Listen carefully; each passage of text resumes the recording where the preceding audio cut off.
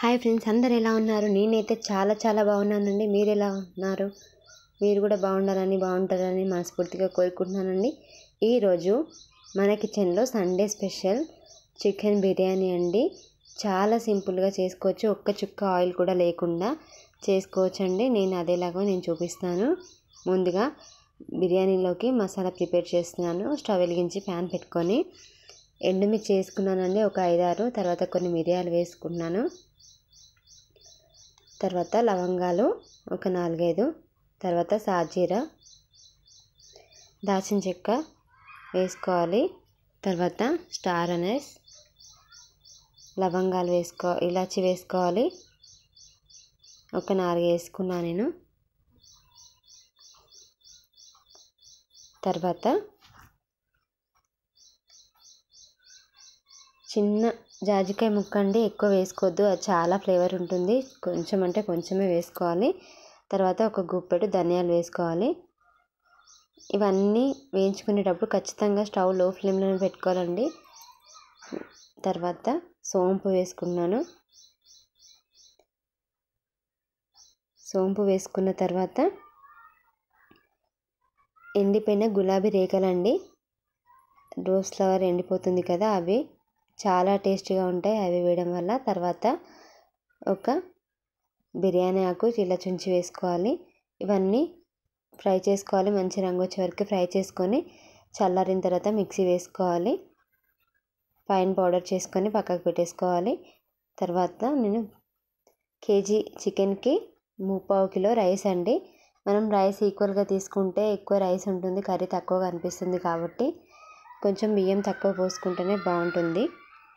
తర్వాత చికెన్ మంచిగా వాష్ చేసిన తర్వాత మనం మిక్సీ వేసుకున్న పౌడర్ అండి, మసాలా పౌడర్ వేసుకోవాలి, మొత్తం వేసేసుకోవాలి. తర్వాత అందులో మనం మిర్చి వేసాం కాబట్టి కారం కొంచెం చూసి వేసుకోవాలి. 1 స్పూన్ కారం, రుచికి తగినంత ఉప్పు వేసుకోవాలి, కొంచెం పసుపు వేసుకోవాలి. తర్వాత మళ్ళీ కొంచెం ధనియాల పొడి, తర్వాత అల్లం వెల్లుల్లి పేస్ట్ వేసుకోవాలి, 1 టేబుల్ స్పూన్. కొంచెం ఎక్కువనే వేసుకోవాలి, ఫ్రెష్గా దంచి పెట్టుకున్న అల్లం వెల్లుల్లి పేస్ట్ అయితే బాగుంటుంది.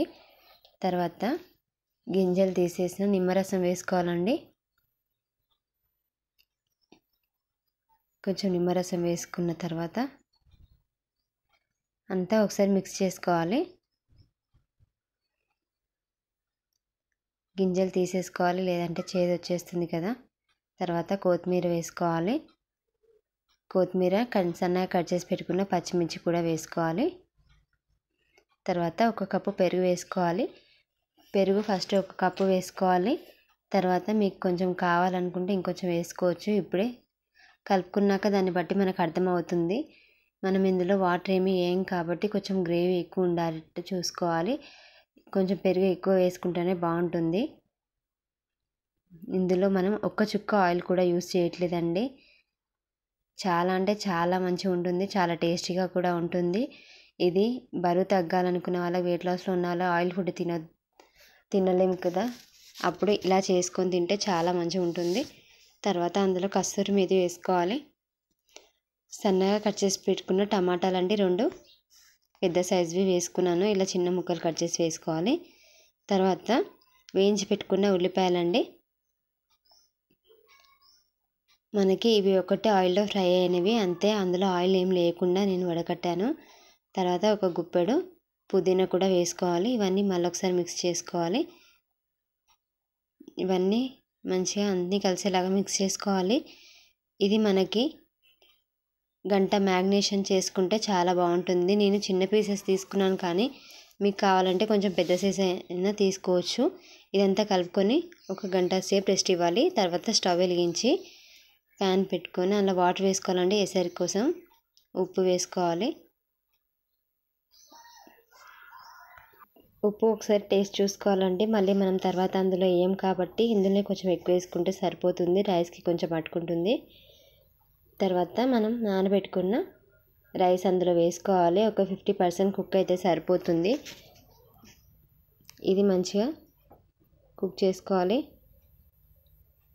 చూసారా, ఇలా సగం కుక్ అయితే సరిపోతుంది. నేను 1 గంట ముందు నానబెట్టిన చికెన్ని మనం ఎందులో అయితే కుక్ చేసుకుంటున్నామో అందులో సర్ది పెట్టాను.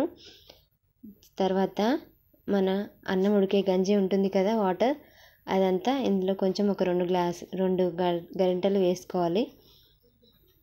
వేసుకొని వేడివేడిగా అందులో వేసుకోవాలి. తర్వాత రైస్ మనం 50% కుక్ చేసుకున్న రైస్ ఉంటుంది కదా, అది కూడా అందులో వేసుకోవాలి. మొత్తం సమానంగా పరుచుకోవాలి.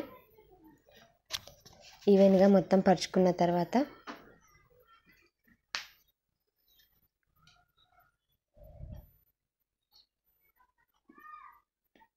అందులో కొత్తిమీర, పుదీనా వేసుకోవాలి. మీ దగ్గర బ్రౌన్ ఆనియన్స్ ఉంటే మళ్ళీ కొంచెం కూడా వేసుకోవచ్చు. నేను మొత్తం ఫస్ట్ కర్రీలోనే వేసాను. తర్వాత మళ్ళీ కొంచెం వాటర్ కూడా పైనుంచి వేసుకోవాలి. అన్నం కొంచెం పలుకుగానే తీసాం కాబట్టి పైనుంచి మళ్ళీ ఒకసారి వేసుకుంటే సరిపోతుంది. అలానే ఎక్కువ వేసుకుంటే అన్నం మెత్తగా అయిపోతుంది, అప్పుడు అస్సలు బాగోదు. తర్వాత అదంతా సర్దుకున్న తర్వాత స్టవ్ వెలిగించి ప్యాన్ పెట్టి అన్నం మనం రైస్ బౌల్ పెట్టి చిన్న మంట మీద కుక్ చేసుకోవాలండి. లేదంటే అడుగు పట్టేస్తుంది. అందులో మనం వాటర్ వేయలేదు కాబట్టి కొంచెం చుట్టూరా తిప్పుకుంటూ కుక్ చేసుకోవాలి. 5 మినిట్స్ ఓ పక్కన 5 మినిట్స్ ఓ పక్కన మొత్తం ఒక్కసారి మధ్యలో పెట్టేస్తే కుక్ అవుతుంది కదా, మధ్యలో కుక్ అవుతుంది. చుట్టూరా కుక్ అవ్వాలంటే కొంచెం అటు ఇటు తిప్పుకుంటూ కుక్ చేసుకోవాలి. పైన గాలిపోకుండా, ఆవిరి బయటికి పోకుండా రోల్ పెట్టుకున్నాను నేను చిన్నది.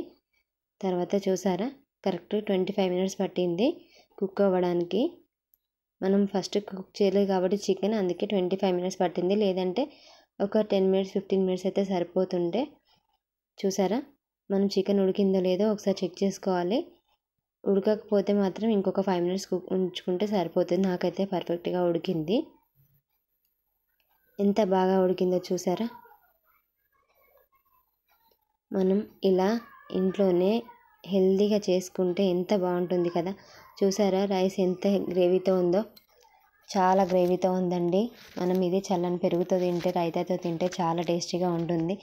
ఇంట్లోనే మనం హెల్తీగా ఇంట్లో ఇలాంటి వంటలు చేసుకుంటే ఎంత బాగుంటుంది కదా, ఒక్క చుక్క ఆయిల్ లేకుండా. మనకి ఇంకేం కావాలి చెప్పండి. హెల్తీ ఫుడ్స్ మనం చేసుకొని తినొచ్చు కదా. ఆయిల్ లేకున్నా కూడా ఇంత మంచి టేస్టీ బిర్యానీ చేసుకోవచ్చు. మీకు ఏమైనా డౌట్స్ ఉంటే కమెంట్ బాక్స్లో అడగండి.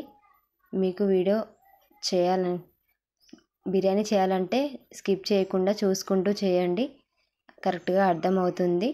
మీకు కనుక నా వీడియో నచ్చితే తప్పకుండా లైక్ చేయండి, షేర్ చేయండి ఫ్రెండ్స్. Thanks for watching. మరో వీడియోతో మళ్ళీ కలుద్దాం. Bye bye.